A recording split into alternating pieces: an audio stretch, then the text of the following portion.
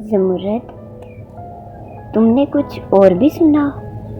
وہ نوجوان حسین جو تمہارے ساتھ تھا اب تک اسی وادی میں تمہاری قبر سے لپٹا بیٹھا ہے۔ اس موقع پر مجھے ضبط سے کام لینا چاہیے تھا، مگر رہا نہ گیا۔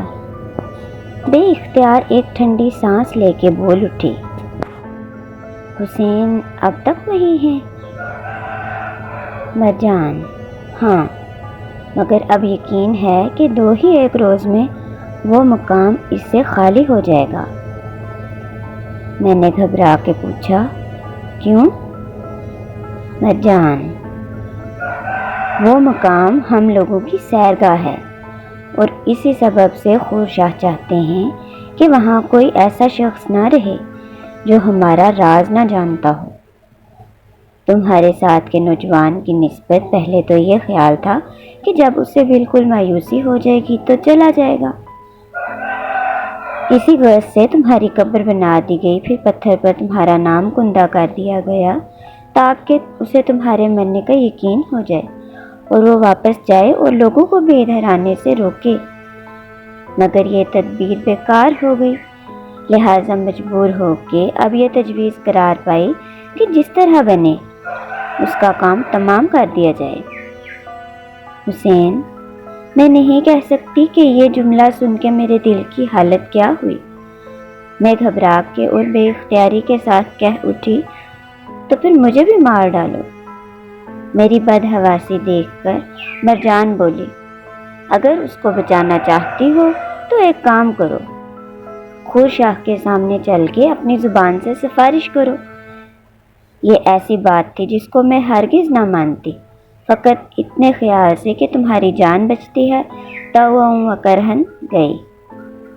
اور جب اس نے مسکرا کے مجھ سے بات کرنے کا ارادہ کیا تو میں نے آہوزاری کے ساتھ کہا، خدا کے لیے ان نوجوان کی جان نہ لیجیے جو میری یاد میں پڑا رو رہا ہے۔ میری درخواست سنتے ہی اس نے نہایت متین صورت بنائی، مجھے گھور کے غصے کی نگاہ سے دیکھا، اس لیے کہ میرے تمہارے تعلقات نے اس کے دل کو بڑا صدمہ پہنچایا، اور نہایت برہمی کی آواز میں پوچھنے لگا، وہ تمہارا کون ہے؟ میں: وہ میرا عزیز ہے، اس کے ساتھ کھیل کود کے اور اسی کے ساتھ پڑھ لکھ کے میں بڑی ہوئی ہوں، اور اسی سے میری شادی ہونے والی ہے۔ اس سبب سے اکیلا وہی میری جان کا مالک ہے۔ خورشاہ: تمہاری شادی ابھی اس کے ساتھ نہیں ہوئی؟ میں نے نظر نیچے کر کے جواب دیا، نہیں۔ یہ جواب سن کے خورشاہ نے مجھے بدگمانی کی متجسس نگاہوں سے دیکھا اور پوچھا، مگر شادی سے پہلے ہی تمہارے اس کے ایسے تعلقات ہو گئے کہ گھر بار چھوڑ کر ساتھ نکل کھڑی ہوئی؟ تو یہ سمجھنا چاہیے کہ تمہاری عفت میں داغ لگ گیا۔ اس کا جواب دیتے وقت مجھے بے انتہا شرم معلوم ہوئی۔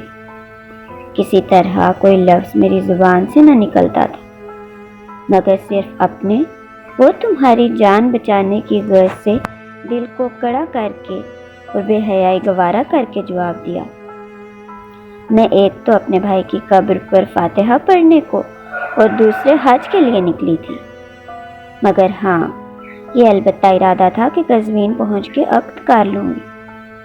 خورشاہ: نکاح کی رسم تو قزوین میں ادا ہوتی، مگر غالباً تم میں آپس میں میاں بیوی کے تعلقات پہلے ہی قائم ہو چکے تھے۔ اس سوال پر میں اس قدر شرمائی کہ سارا جسم پسینے پسینے ہو گیا، اور نیچی نظر کر کے، بلکہ یوں کہنا چاہیے کہ شرم کے مارے آنکھیں بند کر کے جواب دیا، نہیں، میری عصمت میں فرق نہیں آیا۔ اتنا سنتے ہی خورشاہ ایک بے اختیاری کے جوش میں یہ کہتا ہوا میری طرف دوڑا، شکر ہے کہ میری نازنین کے پاک جسم کو ابھی کسی کا ہاتھ نہیں لگا۔ قریب تھا وہ مجھے گلے لگائے، مگر میں نے دونوں ہاتھوں سے الگ ہی روکا اور اس کے ہاتھ سے بچنے کے لیے پاؤں کے پاس زمین پر گر کر کہنے لگی، اس نوجوان کی جان نہ لیجیے، ورنہ میں بے موت مر جاؤں گی۔ خورشاہ دیر تک سوچتا رہا، پھر مجھے اٹھا کے بولا، زمرد، یہ بہت ضروری ہے کہ وادی اس ضدی شخص سے خالی کرائی جائے۔ میں نے اسے وصیت کر دی تھی کہ میں مار جاؤں تو گھر کے عزیزوں کو میری پاک دامنی کا یقین دلانا، مگر افسوس اس نے نہ مانا۔ یہ سنتے ہی خورشاہ چونک پڑا اور بولا، کیا تم نے گھر جانے کی اسے وصیت کی تھی؟ میں، جی ہاں، وصیت کیسی، بہت تاکید و اصرار کیا تھا۔ خورشاہ، تو خیر کوئی مذائقہ نہیں، ایک نہایت عمدہ تدبیر ہے، وہ وادی بھی اس سے خالی ہو جائے گی اور اسے کسی قسم کا ضرر بھی نہ پہنچے گا۔ مگر زمرد، یہ صرف تمہاری نظر محبت کی امید پر منحصر ہے۔ اس کے جواب میں کچھ کہنا مجھے بالکل بے موقع معلوم ہوا۔ خاموش کھڑی رہی اور خورشاہ نے قلم دوات مانگ کے ایک ہاتھ کا مسودہ لکھا اور میری طرف بڑھا کے بولا، اسے تم اپنے ہاتھ سے صاف کر دو۔ میں نے اسے اس کے سامنے وہی بیٹھ کے صاف کر دیا اور واپس نہیں آنے پائی تھی کہ ایک دودھ لانے والے دہقانی کو بلوا کے خور نے وہ خط اس کے حوالے کیا اور حکم دیا کہ تمہاری غفلت میں قبر پر رکھوایا جائے۔ یہ میرا پہلا خط تھا۔ اس کا حال پہلے بھی بیان کر چکی ہوں، مگر پھر بھی کہتی ہوں کہ کیسے کیسے مظالم ہوئے اور کیسی کیسی مجبوریاں پیش آئی ہیں۔ جب میں نے تم کو وہ خط لکھا ہے، اس کے روانہ ہو چکنے کے بعد جب میں واپس آئی تو انتہا سے زیادہ پریشان تھی۔ مجھے یقین ہو گیا تھا کہ آپ مجھ سے مایوس ہو کے تم اپنے گھر چلے گئے ہو۔ روز اسی ادھیڑ بان میں رہتی کہ تمہاری زبان سے میری موت کا قصہ سن کے اماں اور ابا کے دل پر کیا گزری ہوگی۔ کئی ہفتے اسی حالت میں گزرے۔ وہ حور جس کا نام مرجان تھا روز میرے پاس آتی اور ہمیشہ ہمدردی ظاہر کرتی، مگر مجھے بعد میں معلوم ہوا کہ خورشاہ کی سکائی پڑھائی تھی اور اس سے روز جا جا کے کہہ دیا کرتی تھی کہ میں تمہارے لیے کس قدر پریشان رہتی ہوں۔ ایک دن اس نے باتوں ہی باتوں میں پوچھا کہ زمرد، تمہارا مکان عامل میں ہے؟ میں چونک کر بولی، ہاں۔ کیوں؟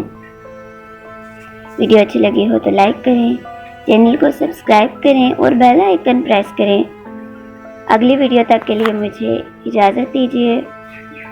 اللہ حافظ۔